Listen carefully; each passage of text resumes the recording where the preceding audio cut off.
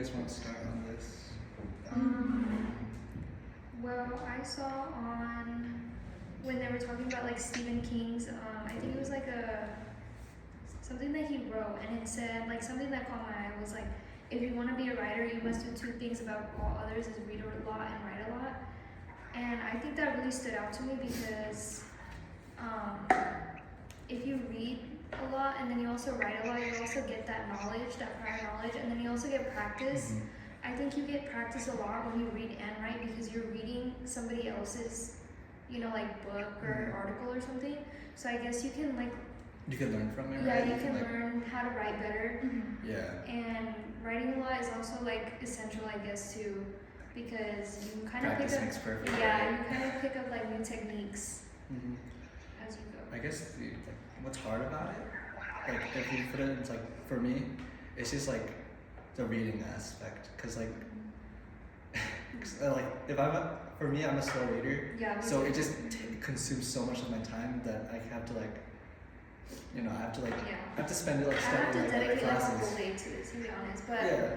I think what I like to do besides like like reading all of this, like I like to just summarize it, or like I like to just like what is the main thing that I'm like focused on, and then just kind of like jot down from like little pages and snippets so that I don't spend so much time reading. Because I get what you mean. Like I'm not a big fan of So reading. just like make like short summaries of each of the parts, right? Yeah. Yeah, for me, it's like when I read more, there's like vocabulary words that I don't know or that I don't already have in my vocabulary. So I kind of like add those words into them when I write. Yeah. I didn't really write anything for that one. But I did think it was interesting how he was saying that he's a really slow writer, and then he was like, "Oh, but I read 70 books in a year," and I was like, "Whoa, how I wouldn't be able to do that."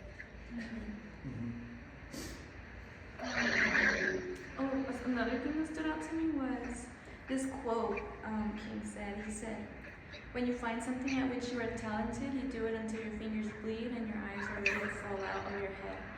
I don't know, I thought it was a pretty good quote in what he said, because it's true. Like, when you're good at something, you do it like with passion. Like, it's not about like you're forced to do it, you do it with passion, so. Because you like it so much. Yeah. So it's like you give it your all, and I don't know, I thought that was interesting. Yeah. When he said that, I kind of thought of like guitar because he was saying like till your fingers bleed, and I'm like, oh, like the guitar or like the violin or something like that. I don't know. That's what I thought. I just thought it was funny. Do you play the guitar or no? No, I used to, but then like The guitar strings are hard. yeah, and then like all my nails like super If you short. I was like, compare no, it it's not for to me. the strings of like an electric guitar, it's much softer. Yeah, no, it wasn't a good. It was ukulele. Oh, I see. Yeah, so and then I was like, nah, it's not for me. Yeah. That's funny. I used to play ukulele too. The ukulele, then I switched to the guitar, and then I switched to the piano. Yeah. Yeah.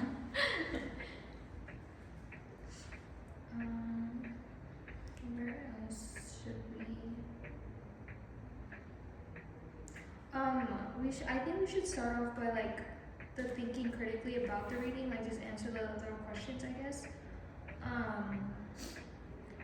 I think I'll just ask like just the one, like what do you think King meant when he writes that reading a bad novel is worth a semester at a good writing school, even with the superstar guest lectures thrown in?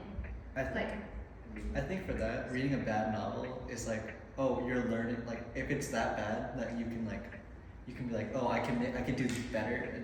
I can write something better. Like, you can learn from their mistakes and like use that as your own to improve yourself, right? Yeah, I also kind of see it like a motivation. Like, if this person did that bad, I can do better.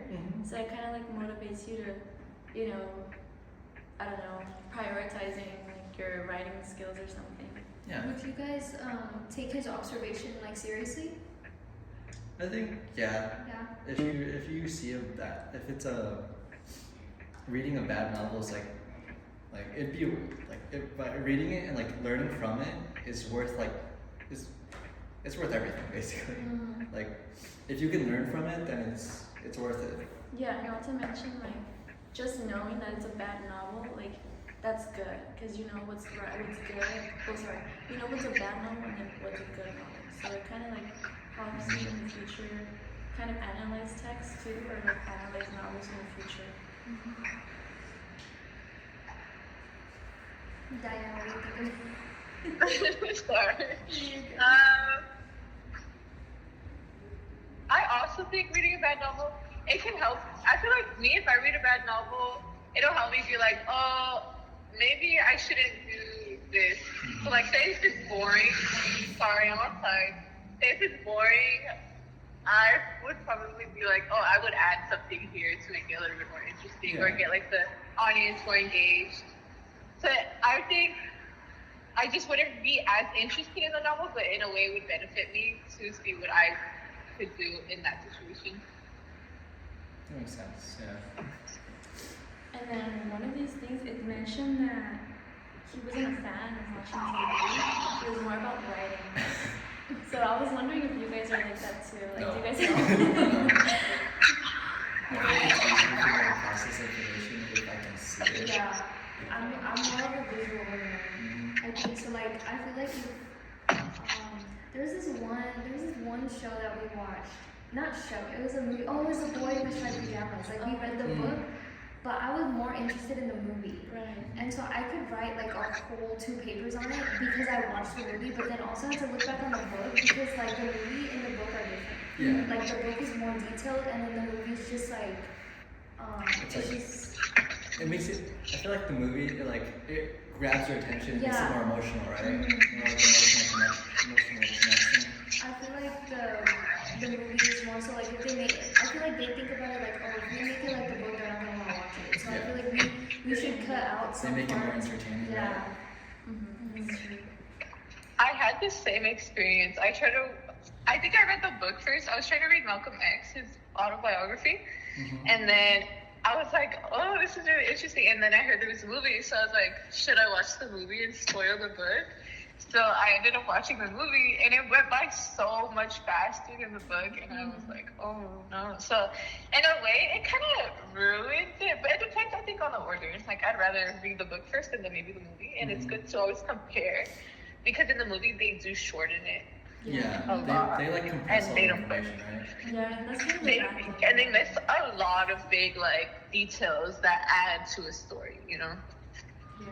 That's true. Or no, not big details, but like little details that are like important, you know? It's like, well, the character isn't who they are without these little details. And then in the movie, it's just like, well, they're not as important, you know? Mhm. Have you guys ever seen a movie that the novel, well, no, that the movie's actually way better than the novel? Yeah, I think I have. Yeah? I like, I can't really specify it, but like, comparing like the books to the novels, like, I'd rather watch the movie yeah. than read the book. Mm-hmm. But then again, it's like I don't like when like some of my teachers are like, okay, watch this movie and then write a paper about it. Mhm. Whereas like I'm supposed to write on a movie that's not really that detailed, you know? Like Yeah. whereas like reading the book, it's more like detailed. I can like You can oh, grab this- the detail from the yeah, book, right? and it's like if I'm trying to grab the detail from the movie, I have to go like me personally, like I have to go back and find like okay, like details. Like in the where they movie. actually like speak, right? Yeah, and it's like It's that's kinda just- hard. Yeah, so there's like an upside and a downside to like the movie versus the novels. The movie, it's just more streamlined and quick. Where like the novels, it's just like it has all the information just right there. You just have to like go through the time to read it. Should we talk about like the first drafts? Yeah. Like just start off there. There's like this one like bolded area, and it's like very few writers really know what they're doing until they've done it. Honestly, like I don't know how to word I that. feel like Like I don't know how to explain. that can relate to your first draft, right? Like for your first draft, like and for an assignment, you don't really know where you're going until you start to write it, right? And then like after you've done it, like and make your corrections to make your final draft, then that's when you understand like, oh, I know what I'm doing now, right? Mhm. And I feel like that's where like the whole like title like shitty first drafts come from. Mhm. Like, what's it called? It says right here like many professional writers view first drafts as something they have to do before they begin the real work of writing. But how do you view the writing of your first draft? Like, what are the patterns? Like, how do you know it's your first draft? Yeah. It's kind of like No, go ahead. it's kind of like what we talked about last time. How we don't really do a rough draft. It's kind of like we just start our essay and then call it a rough Mhm. draft, and then And fix then little yeah, mistakes. once So- we make the corrections, that's like our final draft. But like that's not actually doing it. Yeah, so I feel like that's like a habit. Like I feel like we should Yeah. change. Like maybe like we should actually take the time to like write a rough draft and a final draft. I mean, it is like a little time consuming, but I feel like if we want to be like better writers in this class, like it's essential, you know, like to be a good writer. Yeah. This kind of. That's what I was thinking too. Because last time we talked and we said that we don't really do rough. I mean, we don't do like first, second, or rough Mhm. drafts. We kind of just write and then revise. Yeah. And I think it's different because they're actual writers, like they're authors. You know, this is what they want to do with their career. You know, but us as students, I feel like it's easier for us to just revise, which it would be like. It's not like we're not going to learn from doing rough drafts and second drafts and all of that. But I just think it's more convenient for us. Yeah, especially since if English isn't our major, Yeah, right, so then that- Yeah, it's not, you especially. don't see it as important to like learn how to actually like go through the writing process. Yeah, because I was literally thinking about it. I was like, a lot of people who are writers, like they have like they don't even have a first draft. They have like 10 drafts before they draft up their final one. Right. So that's why I'm like, well, they're writing it. They're English. That's their major, and that's what they want to do. It's They know what they're doing, right? yeah, it's like with us, it's kind of more so like it's an assignment. It's like, you know, Yeah, like we write just this need to and then, you know, do a first draft or whatever Mhm. works for Just you. I get guess. something, make something Yeah. turn in, right? Mhm. Yeah, and that kind of applies for like the outside world too.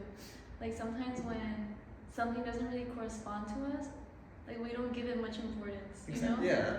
So kind of like that, I see it like that. And like going back to the quote, right? The thing in bold. Like it was kind of like how university felt for me. Like when start going into university, right? I didn't really know what I was doing, right? Because like I developed like a pattern like throughout middle school and high school. Like this assignment is like this. Like it's straightforward, right? Yeah. University, you have to like actually like organize your schedule and like make it for yourself, right? Mhm. And that's like something that I'm going through also.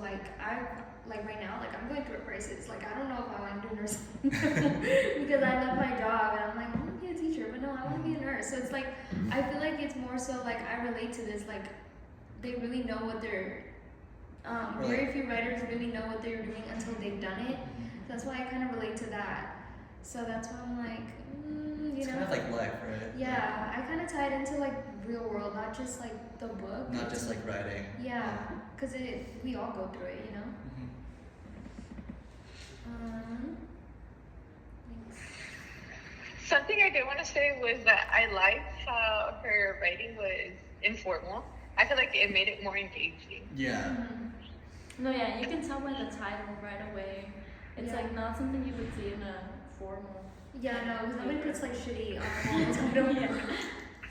And like it just makes it more like relatable and easy to Yeah, I understand, feel like right? that's why a lot of us like write informally because we want our audience to like relate. Right. You know, instead of like being all formal and we're just like, how are we supposed to relate with you? Or, Because, like- you know.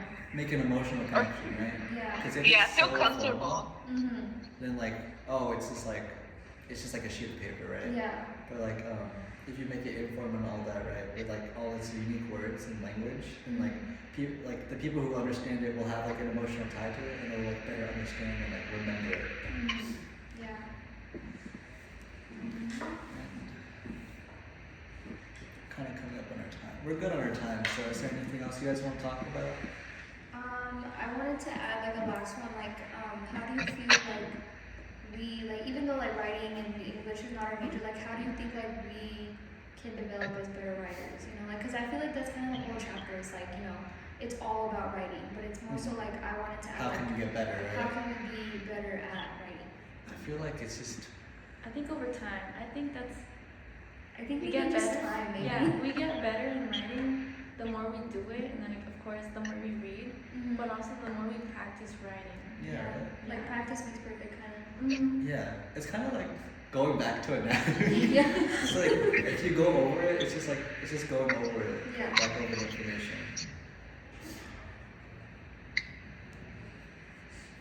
So yeah, Diane, do you want to add something?